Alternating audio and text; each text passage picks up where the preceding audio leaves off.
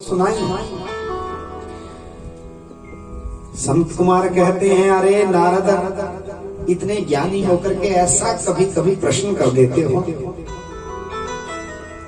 ये कोई पूछने की बात है कि कौन तरा है कौन नहीं तरा है, ये कहो। अगर मीठा खाया जाए, गुड़ खाया जाए, फिर पूछा जाए कि किस किस को मीठा लगा।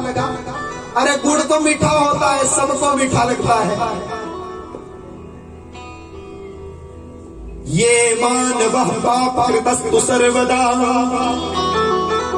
सदा दुराचाररता विमार्गगाः क्रोधाग्निदग्धाग्निबिलश्च कामिनः सप्ताहयज्ञेन कलौ पुनन्ति ते।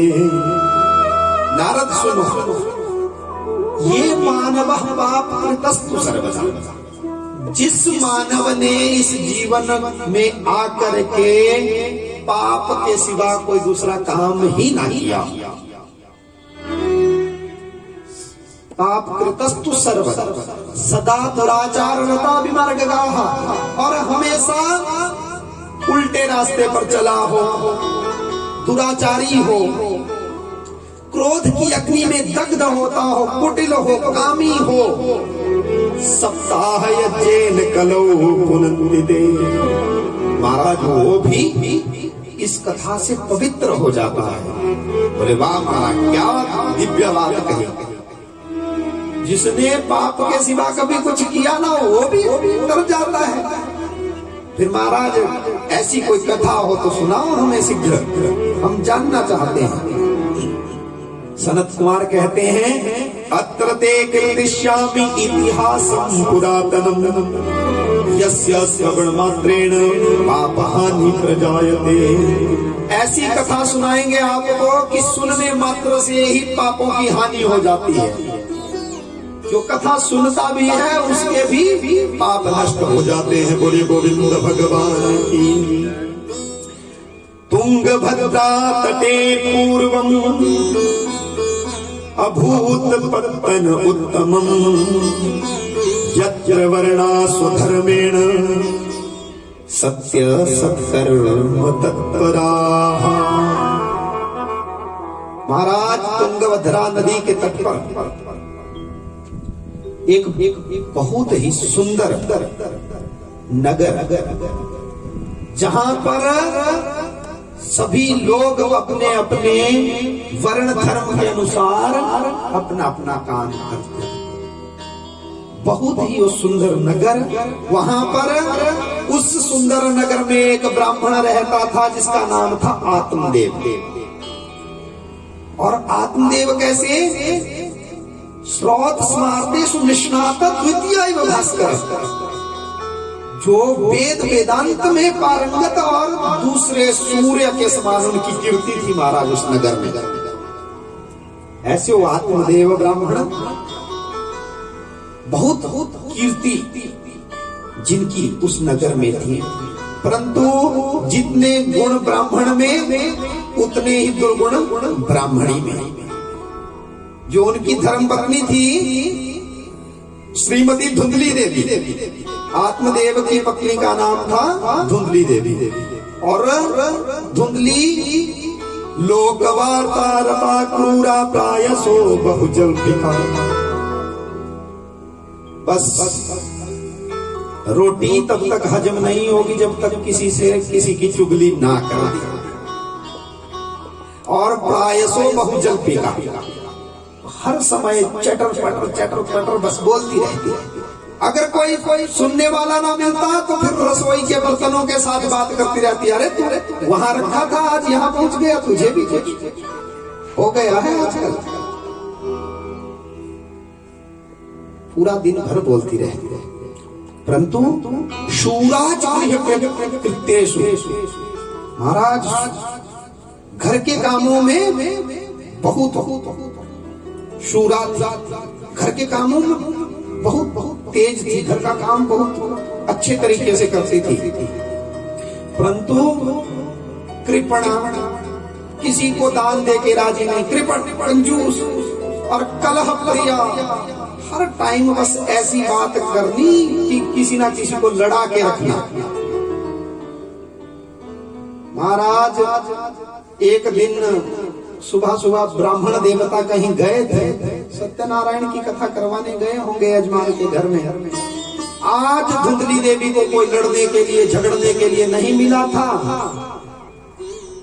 सब कुछ ब्राह्मण के घर में था, परंतु एक कष्ट था कि घर में संतति नहीं थी, न पुत्र न पुत्री, बच्चे नहीं थे।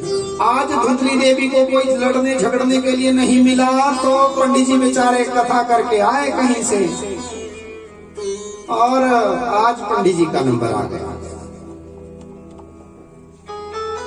बोले ब्राह्मण देवता, तुम्हारे इतने कुकर्म हैं, ना जाने यजमानों के घर से कैसे कैसे ग्रह उठा करके लाते हो। तुम्हारी वजह से मैं आज तक मां नहीं बन पाई, मैं बांझ रह गई। ना जाने कैसे कैसे संकल्प लेते फिरते हो लोगों से, जिसके कारण से मैं बांझ रह गई। आज सारा का सारा दोष आत्मदेव के सिर मड़ दिया, झगड़ गई। महाराज मैं अगर बांझ हूं तो इसमें सारा कसूर आपका है। आत्मदेव सोचने लगे, अरे जिस लोग कहते थे मैं सहन कर लेता था,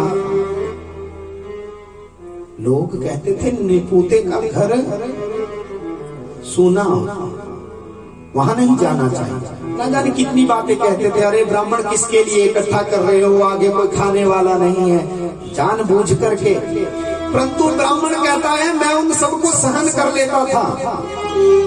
लोग कहते थे मैं सहन कर लेता था, परंतु आज मेरी पत्नी ने ही मुझे कह दिया कि तुम्हारी वजह से मैं बांझ रह गई।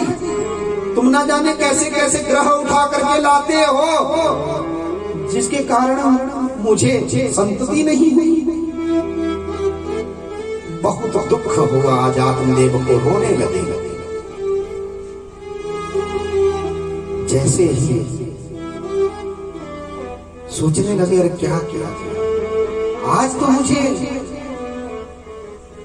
जितना भी दोष था इस ब्राह्मणी ने मेरे सिर पे मढ़ दिया। लोग कहते थे मैं सहन कर लेता था, परंतु आज मेरी अपनी धर्म पत्नी ने ही मुझसे कह दिया, अब मैं कहां जाऊं। देखिए, दूसरा कोई बाहर का अगर चोट पहुंचाए ना वो सहन हो जाती है, परंतु जब कोई अपना प्रिय चोट पहुंचाता है ना वो असहनीय हो जाती है।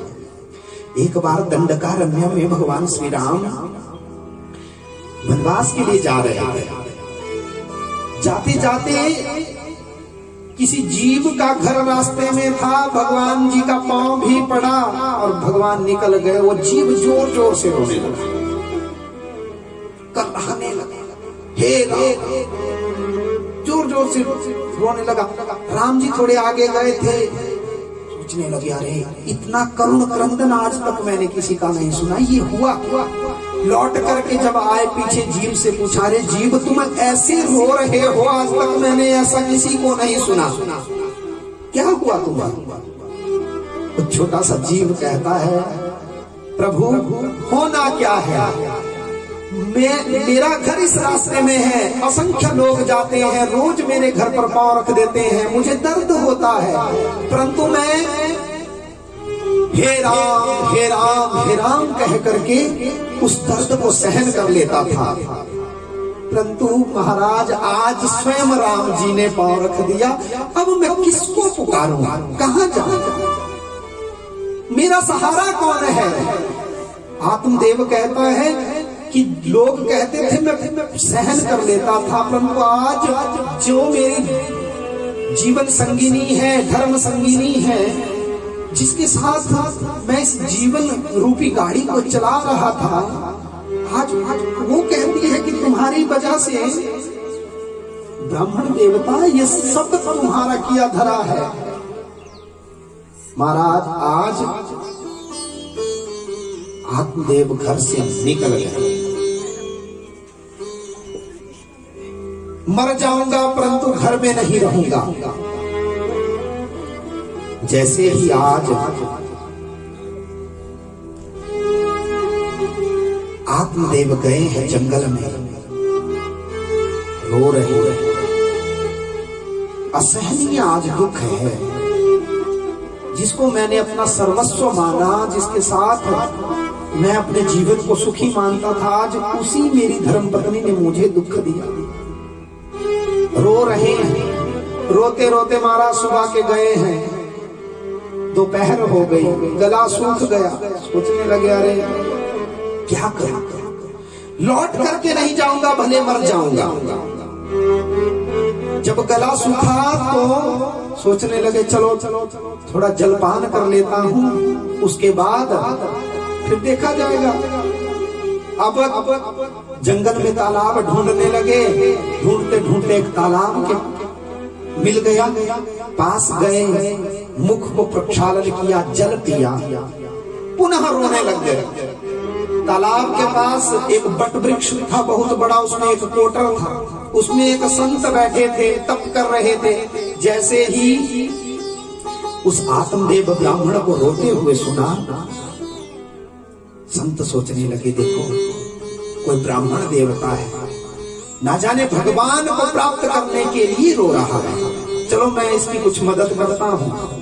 और आज महाराज वो संत जब गए हैं आत्मदेव के पास, पूछने लगे ब्राह्मण देवता कथम रोदसी विप्रत्वम काते चिंतावनीयसि बदपदम सत्वरम मह्यम स्वस्य दुःखस्य कारणम। हे ब्राह्मण देवता क्यों रो रहे हैं, अपने दुख का कारण मुझे बताओ, तुम्हें क्या चिंता है। आत्मदेव कहते हैं महाराज, आत्मदेव ने प्रणाम किया, संत के पास कहने लगे महाराज मैं कहां तक अपने दुखों को गिनाऊं, सब कुछ मेरे पास परमात्मा का दिया है, परंतु कमी है तो मेरे घर में संतति नहीं है, ना पुत्र है ना पुत्री है। संत सोचने लगे अरे धत तेरे की, हमने सोचा है भगवान को प्राप्त करने के लिए रो रहा होगा, ये तो बेटा बेटी के लिए रो रहा है। संत कहते हैं ब्राह्मण देवता बेटा बेटी कुछ देने वाले नहीं है, कौन किसी को कुछ देता है, अपना किया हुआ सत्कर्म ही साथ जाता है। इसलिए इस मोह को छोड़ो और भगवान का भजन करो। आत्मदेव कहता है हमारा धिक जीवितम प्रजाहीनम धिक गृहम च प्रजाम विना धिक धनम च नपत्यस्य धिक कुलम संतति विना। ऐसे महाराज घर को क्या करना, धिक्कार है ऐसे घर को जहां संतति ही नहीं है। ऐसे धन को क्या करना जिसको का उपभोग करने वाला कोई आगे ना हो, ऐसे धन को भी धिक्कार है महाराज। और ऐसे कुल को भी धिक्कार है महाराज जहां संतति ना हो। महाराज आप तो कह रहे हैं कि क्या देते हैं पुत्र पुत्री, परंतु मैं तो कहता हूं कि मेरे तो भाग्य इतने फूटे हुआ भाग्य मेरा है कि पाल्यते मया धेनु सा बंध्या सर्वथा भवे। अगर मैं कोई सूई हुई गऊ भी घर में लाता हूं ना, दूसरी बार वो भी नहीं सूई। अगर पेड़ मैंने कोई लगा दिया तो उसमें कभी फल नहीं आते। महाराज ऐसे जीने से तो मर जाना अच्छा है। क्या करेंगे जी करेंगे, सब कुछ मेरे पास है, परंतु उस धन का, उस घर मकान का उपभोग करने वाला कोई नहीं। संत कहते हैं मुंचा जानम प्रजारूपम वरिष्ठा कर्मणो गति विवेकम तो समासाद्य त्यज संसार वासना। अरे ब्राह्मण देवता इस अज्ञान को छोड़ दो, कोई कुछ नहीं देता, मनुष्य अपने कर्मों से गति को पाता है। इसलिए विवेक को धारण करो। और ब्राह्मण देवता तुम कहते हो कि मेरे महाराज न पुत्र है न पुत्री, मैं तुम्हारे माथे की रेखाएं देख रहा हूँ। सप्त जन्मावधि तब पुत्रो नहीं बच। तुम एक जन्म के लिए रो रहे हो, मैं तुम्हारे माथे की रेखाएं देख करके बता रहा हूँ कि तुम्हारे तो 7 जन्म में भी न पुत्रो न पुत्री।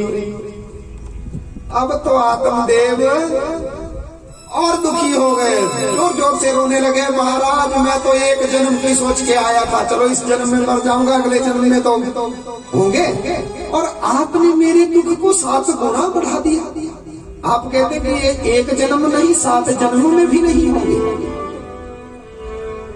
महाराज अब तो मैं पक्का मर जाऊंगा और तुम्हारे सामने मरूंगा, और ब्रह्म हत्या का पाप आपको लगेगा। एक ब्राह्मण जब तुम्हारे सामने मरेगा महाराज, ब्रह्म हत्या आपको लगेगी। संत कहते हैं अरे महाराज ये तो बड़ी विडंबना हुई, हमें कुछ लेना देना नहीं था, हमने सोचा परमात्मा के लिए रो रहा है, और ये तो और जी इतने में बोलते बोलते अभी संत सोच ही रहे थे कि आत्मदेव ने 2 दिन बाद तो सिर पत्थर पर पटक दिया, खून निकलने लगा। संत कहते अरे रुको रुको ब्राह्मण देवता, मरो मरो, अरे हमारा भी जीवन व्यर्थ कर दोगे, हम सब कुछ छोड़ छाड़ करके आए थे तप करने के लिए, और आपसे उलझ कर हमारा जीवन भी व्यर्थ हो जाएगा, मरिए मरिए मरिए। आत्मदेव कहता है महाराज ये जो कथा आप सुना रहे हैं ना कि कुछ नहीं होता, पुत्र क्या देता है पुत्री क्या देती है, ऐसी कथा मैं रोज यजमानों के घर में सुनाता हूँ। अगर देना है तो मुझे पुत्र दो, नहीं तो मैं नो चेत तेजम में हम प्राणम तदग्रे शोक मूर्छित, तुम्हारे सामने सामने अभी मैं मृत्यु को प्राप्त हो जाऊंगा, यहीं मर जाऊंगा। संत व्यथित हो गए, सोचने लगे अरे ब्राह्मण अगर मेरे सामने मर गया तो ब्रह्म हत्या मुझे लगेगी। आज संत ने भगवान का ध्यान किया, नारायण का ध्यान करके कहने लगे संत हे परमात्मा, मुझ में इतनी सामर्थ्य नहीं है कि मैं इस ब्राह्मण के ग्रहों को बदल दूं, परंतु आपके नाम में इतनी शक्ति है कि आप होनी को अनहोनी, अनहोनी को होनी कर देती है। इसलिए महाराज मेरी लाज रख लेना। आज संत ने अपनी झोली से एक फल निकाला, भगवान का ध्यान किया और संत ने फल आत्मदेव को दे दिया और कहा अगर तुम्हारी पत्नी इस फल को खाएगी, नियम से रहेगी, तो तुम्हारे घर में पुत्र पैदा हो जाएगा। बोलिए गोविंद भगवान की। अब तो महाराज आत्मदेव प्रसन्न हो गए, जय हो। मुझे पता है संत हृदय नवनीत समाना, महाराज संतों का हृदय तो माखन की तरह होता है, कोमल होता है, पिघल जाते हैं। और महाराज आपकी बड़ी कृपा, जय हो आपकी। आज फल को लेकर के दौड़ पड़े हैं घर की तरफ और घर में आ गए, कहने लगे अरे देवी कहाँ हो। देवी कहती अच्छा सुबह तो बड़े झगड़ के गए थे कि दूसरी बार लौट करके नहीं आऊंगा, अभी थोड़ी देर में ही आ गए। एक आवाज लगाई, दूसरी लगाई, देवी नहीं सुनी। जब कहा कि देखो देवी तुम्हारे लिए क्या लाया हूं, देवी दौड़ करके आई।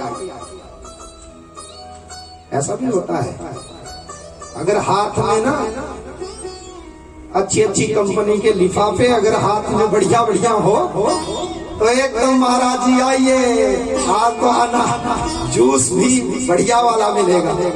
अगर खाली श्रीमान को आते हुए देखा तो फिर अच्छा जो मंगाया था वो भी नहीं लेकर के आए, खाली आए हैं, फिर पानी भी बहुत देर बाद मिलेगा। आज जब जैसे ही दुगली को कहा कि देवी देखो मैं क्या लाया हूँ, धुंधली देवी एकदम से बाहर, महाराज स्वामी क्या लाए हो? बोले देवी देखो तुम्हारे लिए फल लाया हूं। बोले थक तेरे, फल मैंने नहीं देखे हैं। चिल्ला तो ऐसे रहे थे जैसे 9 लखा हार लेकर के आए हो। इतने जोर जोर से चिल्ला रहे थे और अब कहते हो कि फल लाया हूं। अरे फल मैंने नहीं खाए हैं। बोले देवी ये ऐसा वैसा फल नहीं है, अगर इस फल को तुम खाओगी तो तुम्हारे गर्भ से पुत्र उत्पन्न होगा। आज फल को धुंधली को दे दिया और कहा देवी इस फल को खा लेना। संत ने कहा था कि पत्नी को खिला देना और आत्मदेव ने क्या कहा कि खा लेना। फर्क सिर्फ यही पड़ा। संत ने कहा था खिला देना। ये धुंधली कौन है? ये धुंधली है हमारी मति। हम कथा में जाते हैं, अच्छी अच्छी बातें सुनते हैं, वो हमें अपने जीवन में उतारनी चाहिए। परंतु ये जो संस्यात्मिका बुद्धि है ना, हर समय संशय करती रहती है, ये ठीक है ये नहीं है। ये कहती है हाँ खा लूंगी, अभी नहीं, हम नियम लेंगे, हम भी भगवान का भजन करेंगे, पर अगली संक्रांति जब आएगी तब से नियम शुरू करेंगे। महाराज आप से थोड़ी ना, अब अभी हमारी उम्र कहाँ हुई, 50 के बाद तो हमें भजन ही तो करना है। ये संशयात्मिका बुद्धि संशय में डाल देती है महाराज। संत ने कहा, कथावाचक संत ब्राह्मण कहते हैं कि इस फल को खा लेना, खिला देना, जीवन में उतार लेना। पर हम क्या कहते हैं, हाँ खा लेंगे महाराज, रखे रखो, अभी जीवन बहुत है।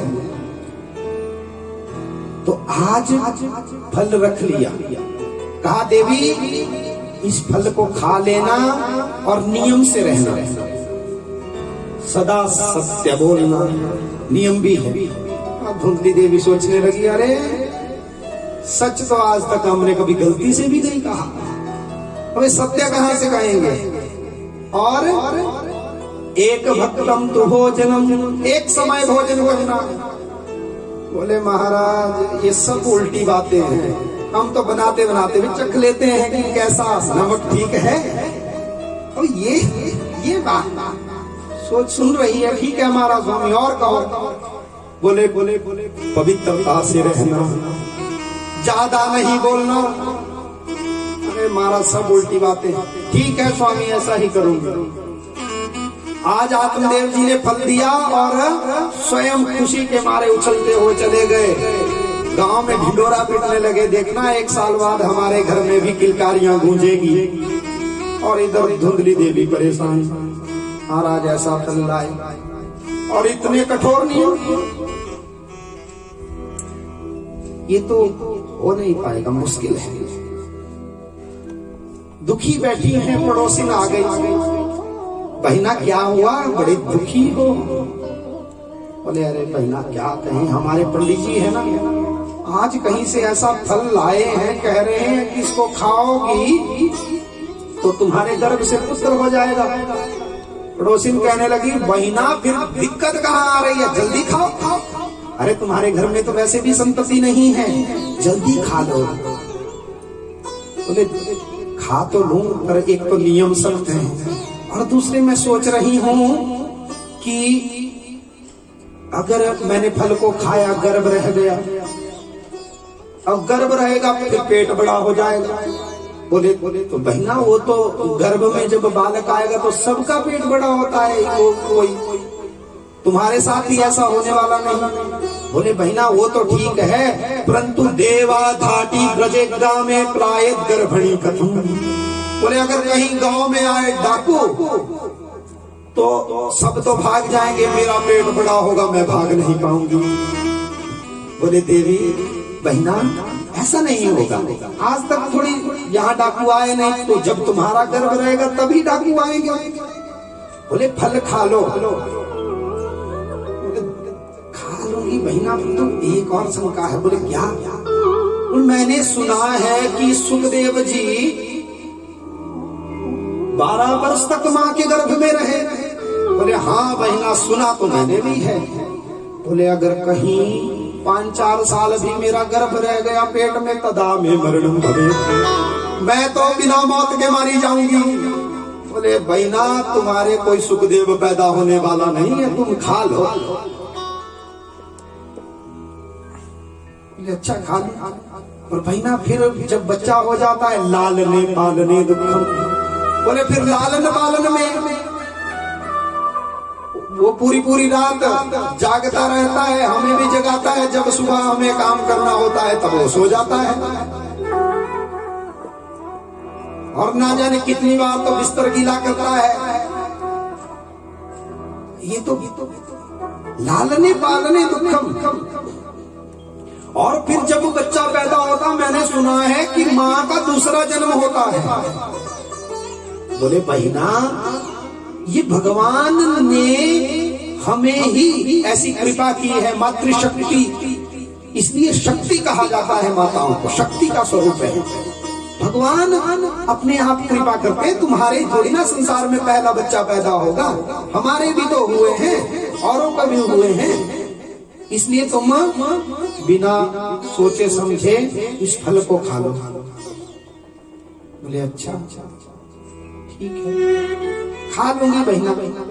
एवं कुतर्क योगेन, पड़ोसिन तो चली गई बेचारी समझा करके, परंतु उसने फल नहीं खाया।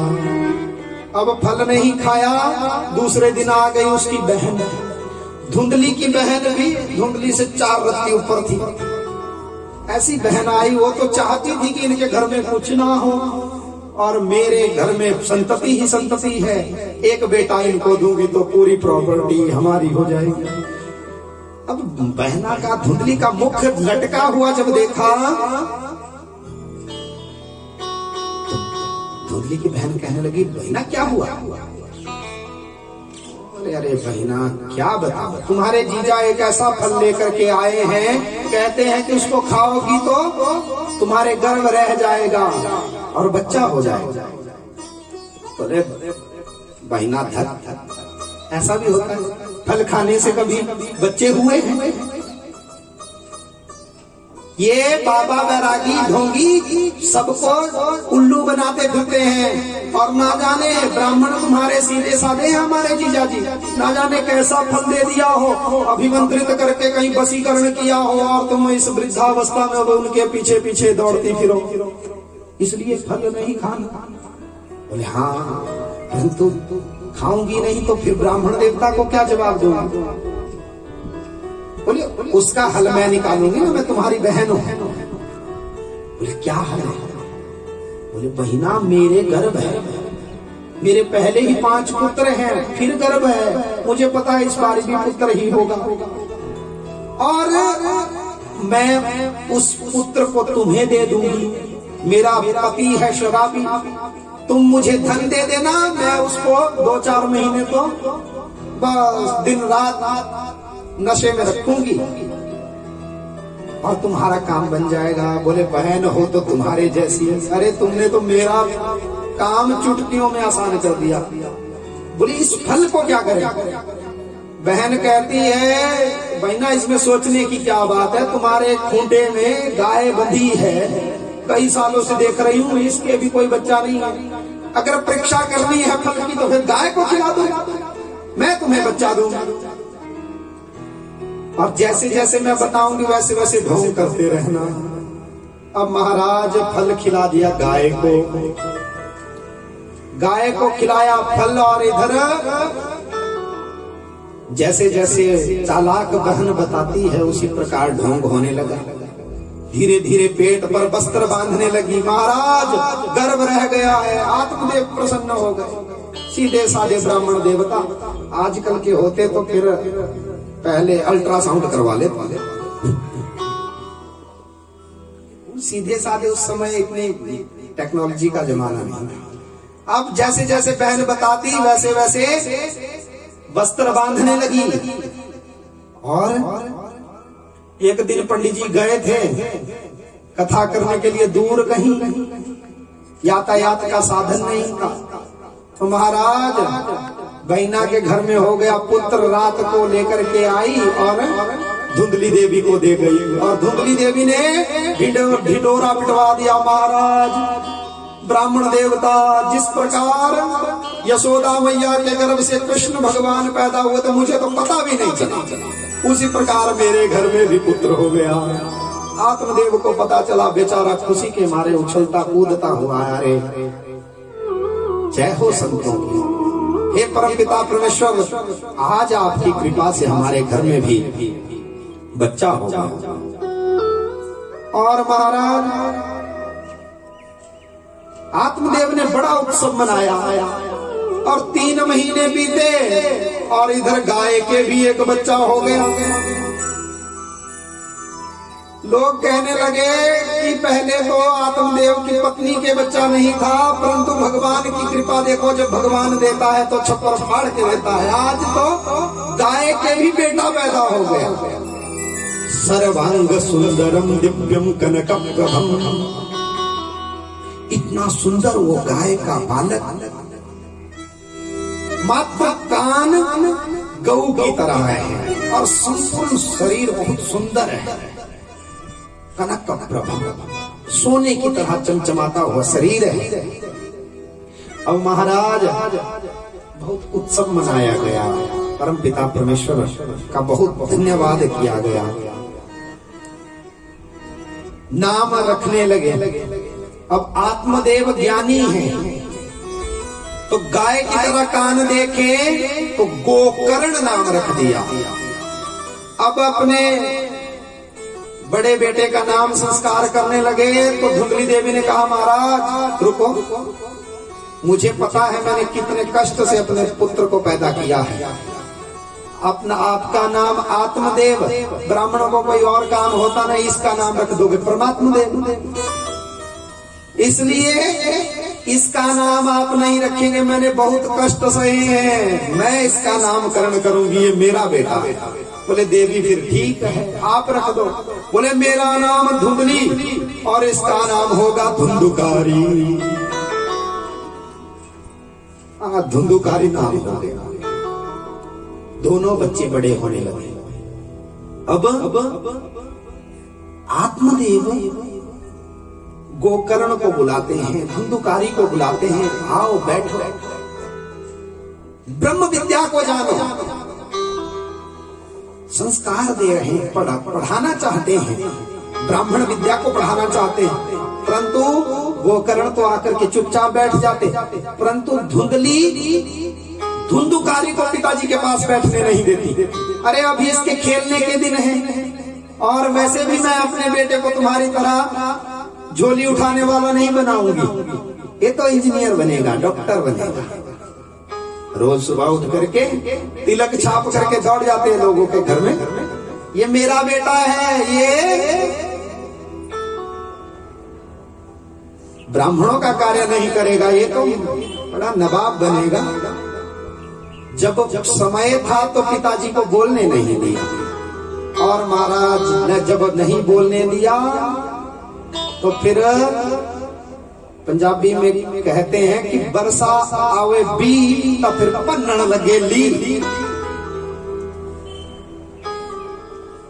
फिर जब 20 वर्ष के हो जाते हैं ना, जब पिता के जूते पूरे होने लग जाते हैं, फिर बात रास्ता हम खुद बनाएंगे अपना, ये थोड़ी ना पिताजी क्या जानते हैं। बरसावे ती फिर बढ़ जावे सी, फिर किसी की बात नहीं सुनते, शेर बन जाते हैं। तो आज जब धुंधुकारी को पिता के पास बैठने नहीं दिया, ज्ञान अर्जित नहीं करने दिया, तो फिर मादा लाडला बिगड़ गया। दोनों ने ख्याति प्राप्त की महाराज। एक गोकर्ण विख्यात हो गए और धुंधुकारी कुख्यात हो गए, डाकू बनने वाले। लोगों के बच्चों को कुएं के पास ले जाते और कहते देखो तुम्हारी तरह और भी बच्चे हैं। जैसे ही बच्चे अंदर अपनी परछाई देखने लगते, पीछे से धक्का दे देते, कुएं में जाओ। घर में आग लगा देते हर किसी के। और जैसे ही बड़े हुए महाराज वैश्यों का कुसंग करने लगे। जुआ खेलना उस धुंधुकारी ने सीख लिया। अब जुआ खेलना है तो फिर धन चाहिए। अब पंडित जी का कमाया हुआ धन जाने लगा जुए में।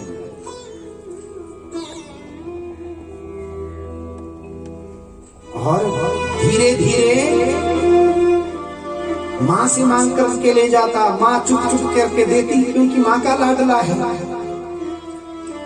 एक दिन जब माँ के पास भी धन खत्म होने लगा तो माँ ने कहा, अरे अब कभी पिता से भी मांग लिया करो। आज धुंधुकारी पिता के पास गया। माँ, पिताश्री मुझे कुछ धन की आवश्यकता है। आत्मदेव को पता तो चल गया था कि यह दुष्ट हो गया है। कह नहीं पाते थे क्योंकि धुंधली कहने नहीं देती थी। आज आत्मदेव का गुस्सा फूट पड़ा। कहने लगे, अरे दुष्ट दुराचारी, मैं बूढ़ा हो गया हूं, तू मुझसे मांग रहा है? तू जवान है। अरे अब तू कमाने लायक है, तुझे कमा करके मेरे पास देना चाहिए, तू मुझसे उल्टा मांग रहा है। आज जब ज्यादा धर्म का ज्ञान सिखाने लगे आत्मदेव, तुम्हारा धुंधुकारी कहता है बुढ़े ज्यादा गड़बड़ करता है। और दो कान के नीचे अब। और आत्मदेव सोचने लगे, अरे रोने लगे। पहले तो रो रहे थे कि पुत्र नहीं है, आज रो रहे हैं कि ऐसा दुष्ट दुराचारी मेरे घर में कहां से पैदा हो गया। और महाराज उसने धुंधुकारी ने पिता को पीटा और चद्दर को उठाया, उसमें बहुत सारे बर्तन घर के बांधे और बाजार में बेच डाले जुआ खेलने के लिए।